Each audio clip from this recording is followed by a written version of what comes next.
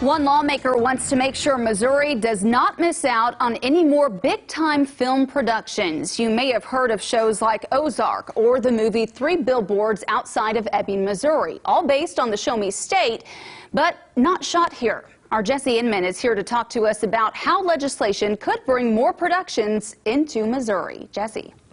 Yeah, Heather, we see a lot of productions popping up in Georgia these days, but Representative Kathy Swan of Cape Girardeau is proposing to bring back a tax credit program that expired in the state in 2013, and they would use it for drawing in major productions like they did in her area.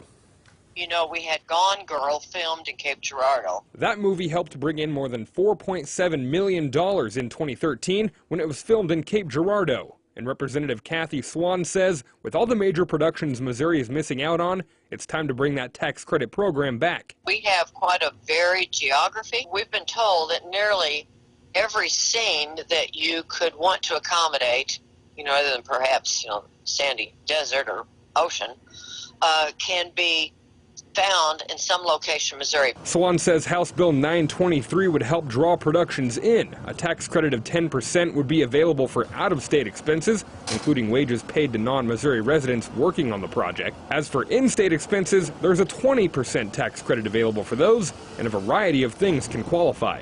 Any product or service purchased within the state, furniture, construction materials, office supplies, car rentals, equipment rentals. There's an additional opportunity for an extra 5% for in-state or out-of-state if more than half the filming is done in Missouri. We have a workforce of professionals already within the state. They're already working in the field. That includes #NotACouple Productions, run by Jonathan Strawman and Andy Botrell. They've done multiple projects that have played at the Moxie, and they've won awards too. And they say a tax credit program would help local professionals like them get more exposure. If we had some better tax incentives to get people to come here, they would hire more local people because it makes more sense than to bring people in. Those people would be more qualified to work on the next project it gets through, and this whole area would become like a more film-friendly place.